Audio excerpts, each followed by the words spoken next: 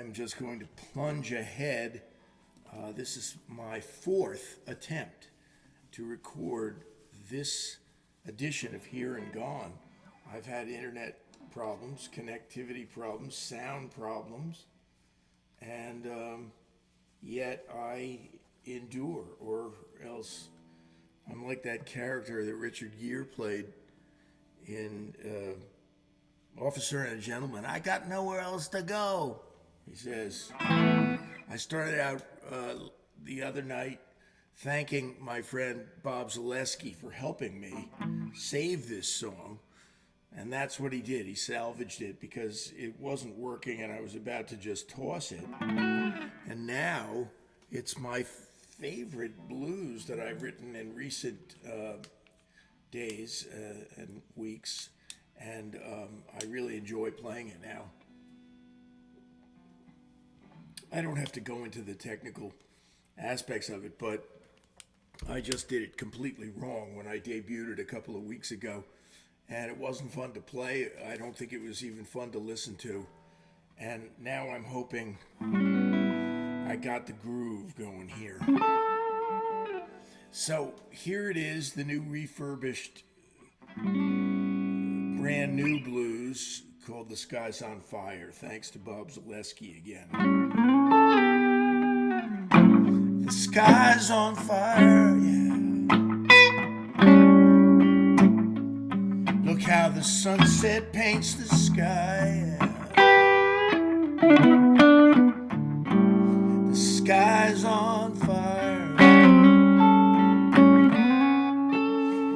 Look how the sunset paints the sky. I wish I never met you. I'll love you till the day I die.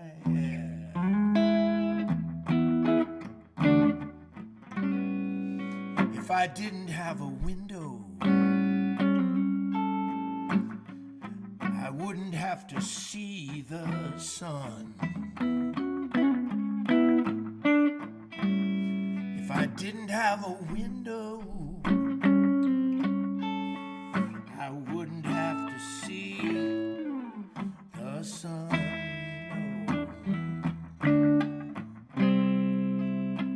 If I have to leave my lonely room, I'll wait until day is done, yeah.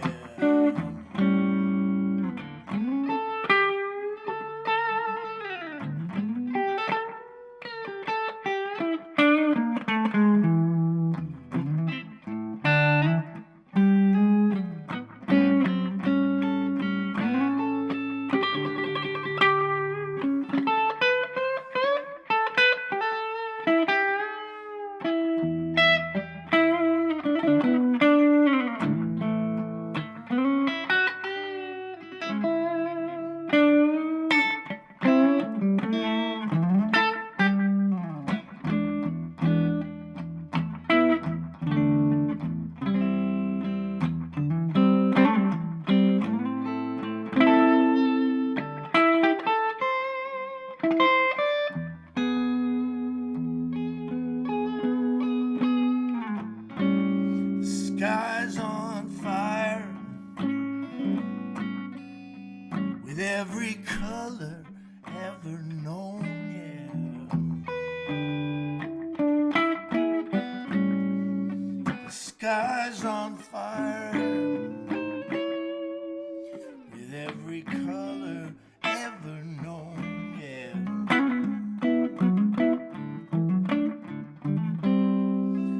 But what's beautiful tonight, tomorrow will be gone. Yeah, yeah,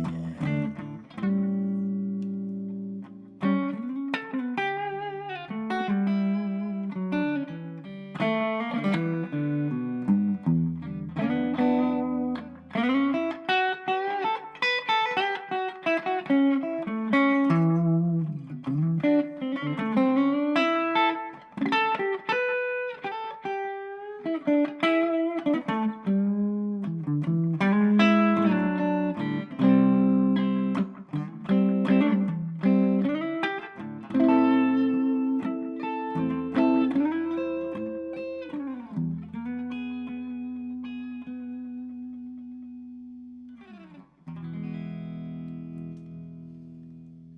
Okay.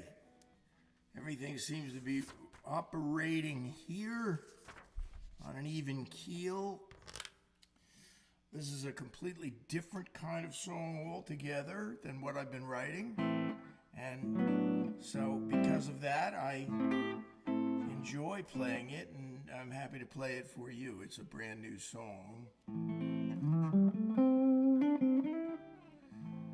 And it's in a major key. It's not bluesy at all, really. And it's using all the notes of the scales, the chromatic scale, that I haven't used in a while because I've been playing all pentatonic stuff.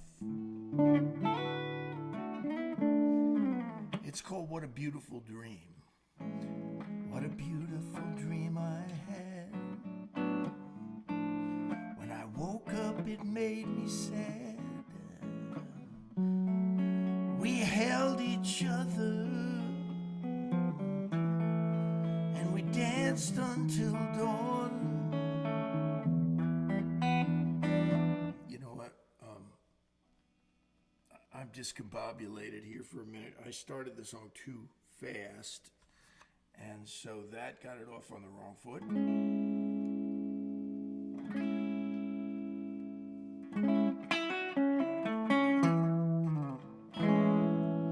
So I'll get it together.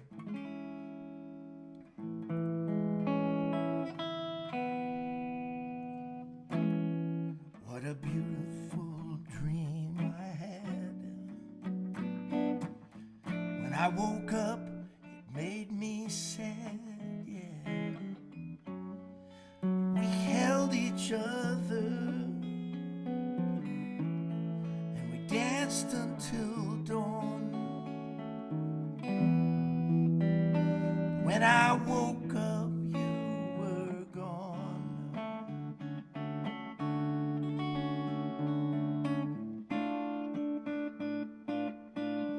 What a beautiful dream. We danced till the morning light.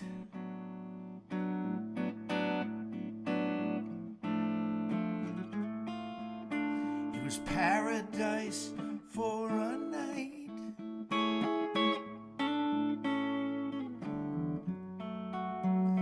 The clouds that we danced on were snowy white, not stormy gray. Then the sun rose on a new day.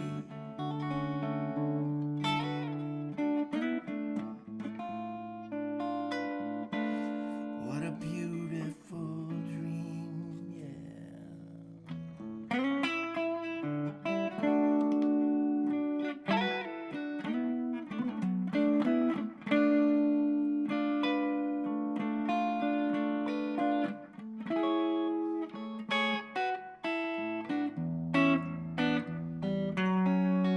We held each other and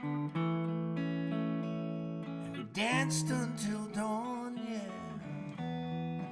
When I woke up, you were gone.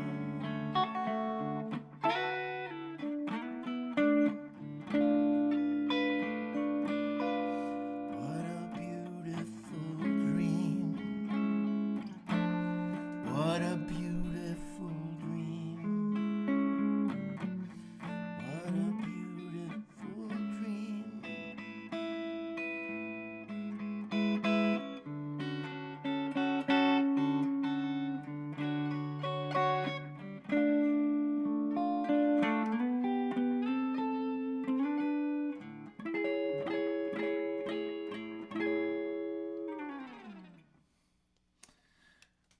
It's funny, I couldn't get my bearings 100%, but I think you get the idea.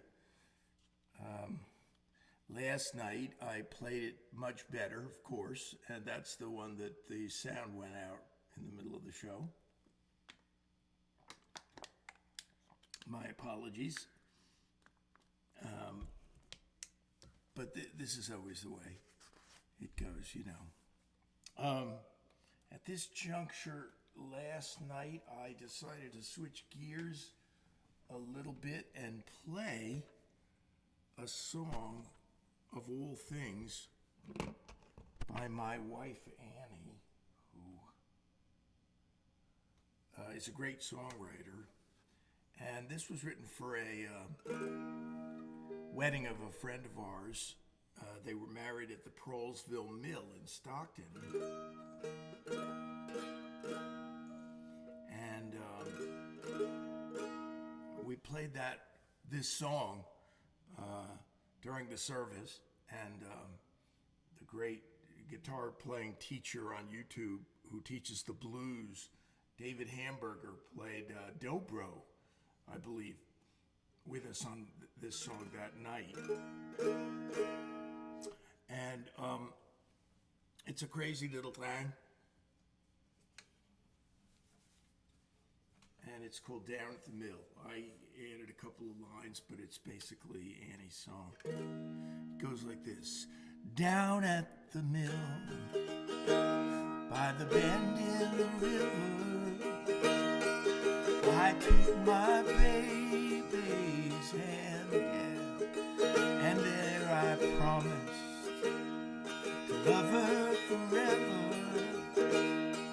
Down by the river bend, bright were the leaves, circling down through the trees, and into the breeze they did send the sweet smell of autumn, simple and good. Down by the river bend, you can still see her now, flowers tucked in her curls, and I knew that somehow I would make her my girl. When our love was young, we'd take walks by the river, follow our path to the end, and oh, how the laughter rang through the trees. Down by the river bend, I can still see her now, flowers tucked in her curls, and I knew that somehow I would make her my girl. Down at the mill, by the bend in the river, I took my baby's hand, and there I promised to love her forever. Down by the river bend.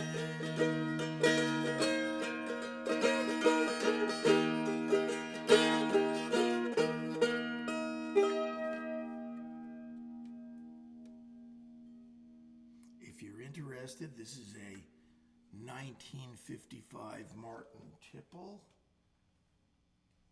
one of 17 that were built at the Martin factory in Nazareth, Pennsylvania in that year.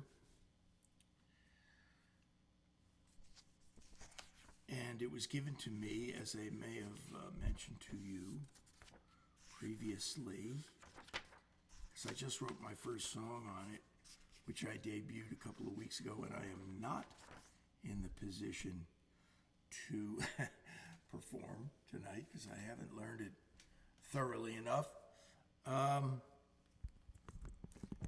What was I saying? Okay, so it was given to me by the wonderful and generous Carson family. That tipple belonged to a great lady named Jeannie Carson, who used to play it out along the Delaware River in churches, etc. And I used to play some of those gigs with her, and it was funny to watch the other musicians, not just the audience. The audience usually doesn't care what kind of instrument you're playing, but the other musicians, just in a steady stream all night long, would come up to her and go, what is that thing? She had to explain it 100 times, but she never got tired of it. It was definitely a conversation piece. It's a 10-stringed instrument. I don't even know where it originated, but I know they play them in Hawaii with a different string configuration on them than what I use.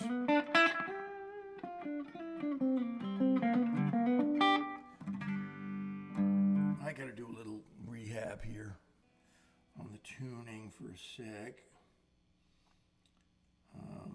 Everything is on my phone now, my tuner.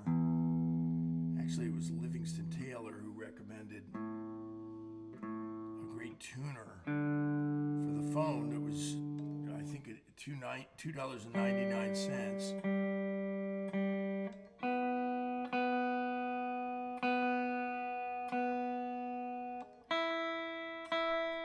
And that's called Clear Tune. And I can't even recommend it anymore because I think, friends, that it went out of business, Clear Tune. It was great, and I never even heard of that before. A tuning company going out of business. Well, anyway, they did, and they used to tune in cents. So there's 100 cents between this note and that note. 100 gradations. James Taylor has invented his own tuning system, and he tunes down various cents on different strings that he's worked out to be good for capo use. So he never has to keep retuning. Or he says he doesn't. I don't think he does. And so one of his strings, I think the G string, is down as much as 12 cents. So that's 10% of the entire note between this and this. It's almost indiscernible to the human ear, to tell you the truth. This song is a spiritual song. It's taken directly from Acts, the book of Acts, written by Luke, the eyewitness to all of this. And the 12th or 13th chapter is an account of Peter being held in prison, and an angel appears to him, and his chains fell away. And interestingly enough,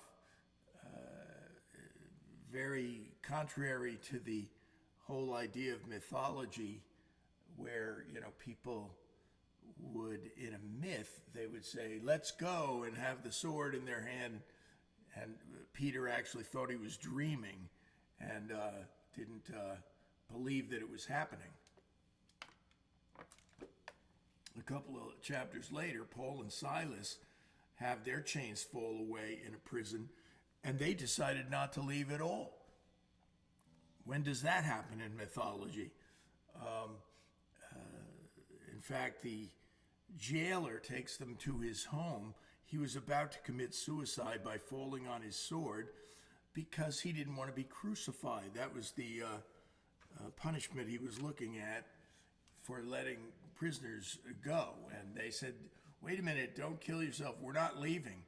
And then, interesting, for those of you who are interested in the law at all, the magistrates heard about this, and they sent soldiers to release them, Paul and Silas, and they had been beaten badly and thrown into prison. And Paul, knowing the law as he did, a highly educated man, a Pharisee, knew all the kinds of ins and outs of the law, the Jewish law, the Roman law, and he said, the magistrate said, "Let them go." And he said, "No, we're not going anywhere. You beat us and confined us, threw us in jail unlawfully, and I'm a Roman citizen." That really stood for something in those days, being a Roman citizen. And the magistrates were scared at that point, and they came personally and escorted them out and said, "Please don't get us in trouble. Don't tell anybody that we did this." I'm paraphrasing, obviously. And they walked him out to the edge of the town and escorted them out. Paul said, "We're not leaving unless they come and get us," because you couldn't just do things like that in those days. People, of course, abused the law in 1,000 different ways daily in our country today, but in those days you couldn't just beat somebody, throw them in jail with no reason, and then say, "Oops, we don't even have any charges against these people." So this is about Peter, and it's about me, and it's called My Chains Fell Away. I had 16 soldiers guarding me,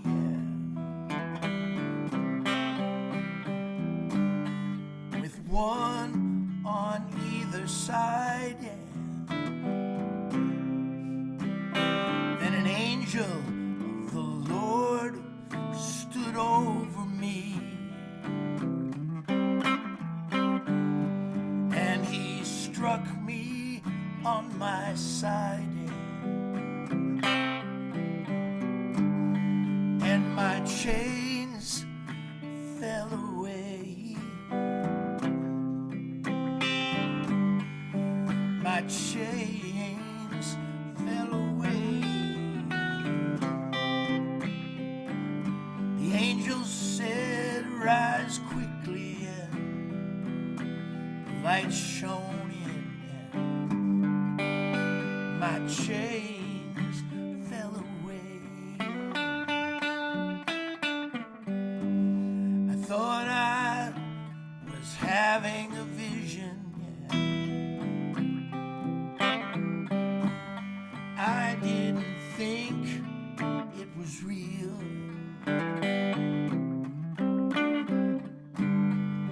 But when the iron gate of the city opened on its own, it dawned on me, this might be real. And my chains fell away.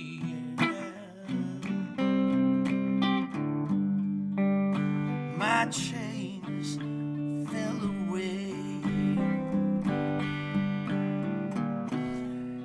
Then the angel disappeared, and I went to the house of my friend Mary, and a young maiden came to the door. When she heard my voice, she ran to get everybody. I just kept knocking at the door,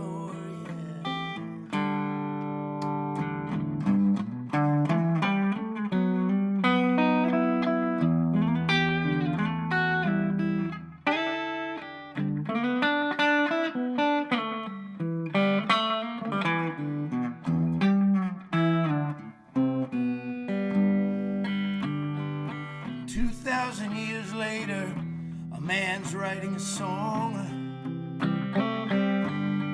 on his electrified guitar. He wants to tell everyone he knows about the Lord.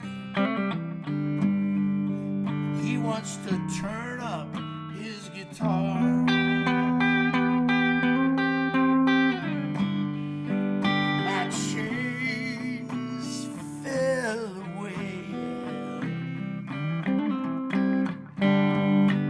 Chains fell away. The light shone, and the angel said, "Rise quickly now." And my chains fell away. And my chains fell away.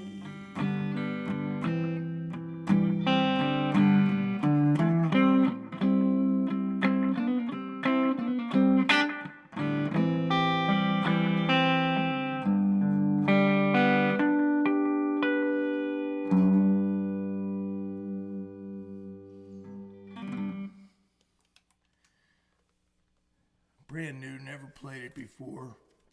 It's a little rough in spots, that's all right, you get the idea.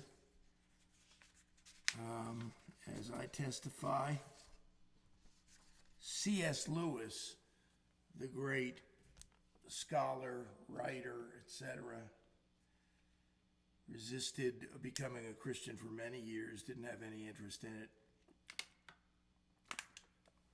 I forget what was the moment of his conversion, but he said, I got a PhD in mythology, and he said, let me tell you something. The Bible does not resemble mythology in the slightest. You see where he was going with that? The heroes of the New Testament are all losers. They're all fallible to the max, to the point where, Peter jumps out of the boat and sinks in the, but even in the Old Testament, look at Samson. You don't make up myths about people who do it all wrong, And by the way, there are legalistic theologians who say ridiculous things, including certain members of a very big and famous church that say ridiculous, hurtful things to people who have had family members commit suicide, and they call that a mortal sin. Hey, guess what, friends? Samson committed suicide. And it doesn't say anything about him getting a one-way ticket to Hades.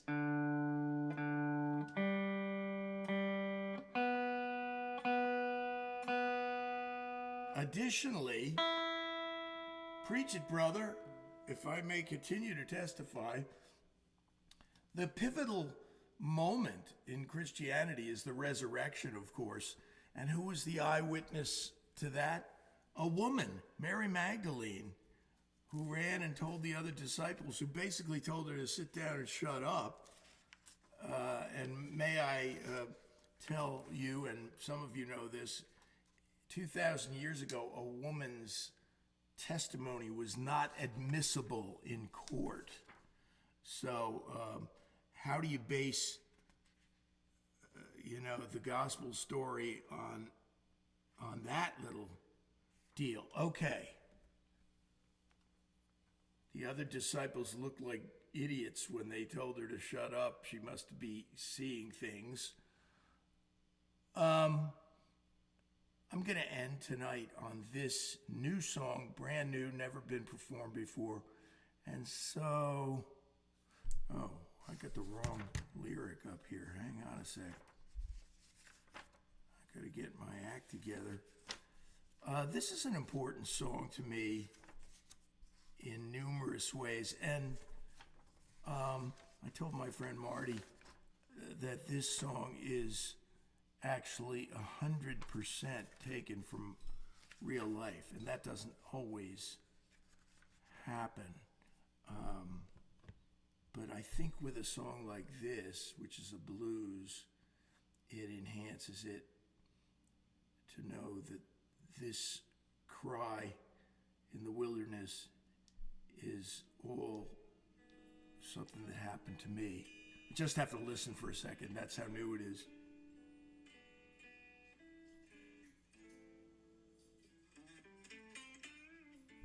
Funky. Right.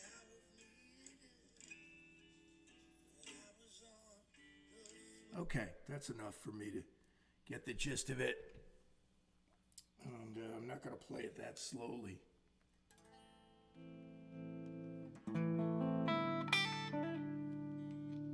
It's called In My Hour of Need. And like I said, I'm going to sign off tonight with this one.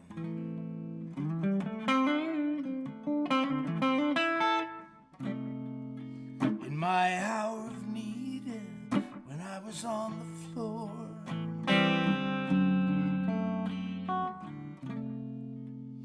when I was crawling for the door.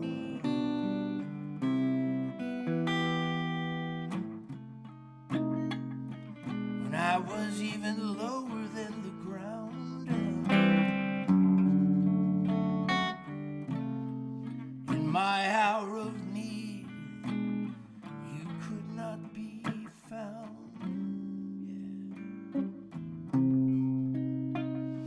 When I couldn't find the strength to reach out to you, I guess you took that to mean that our thing was through.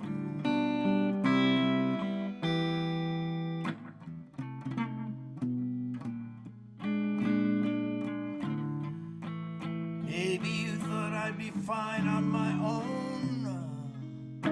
In my hour of need, you left me alone.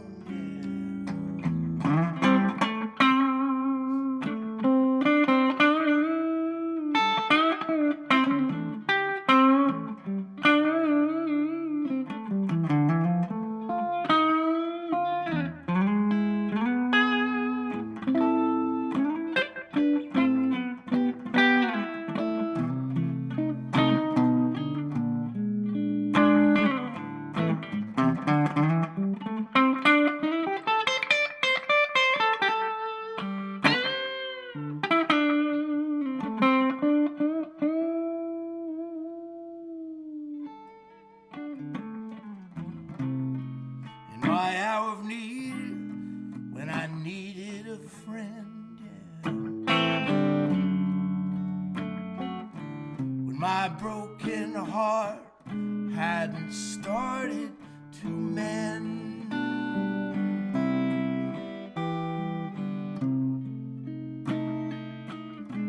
You were far out of reach when I couldn't stand.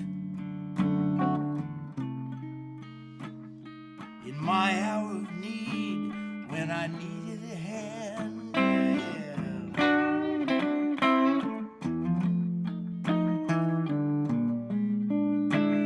In my hour of need, when I needed your hand.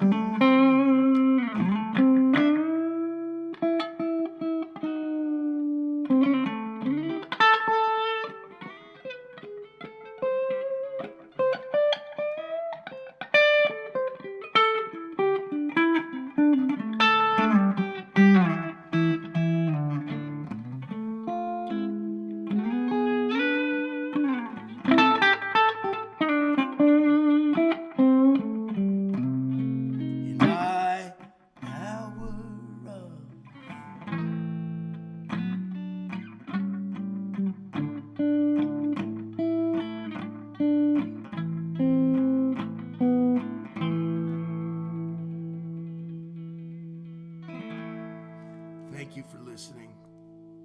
God bless you. See you again.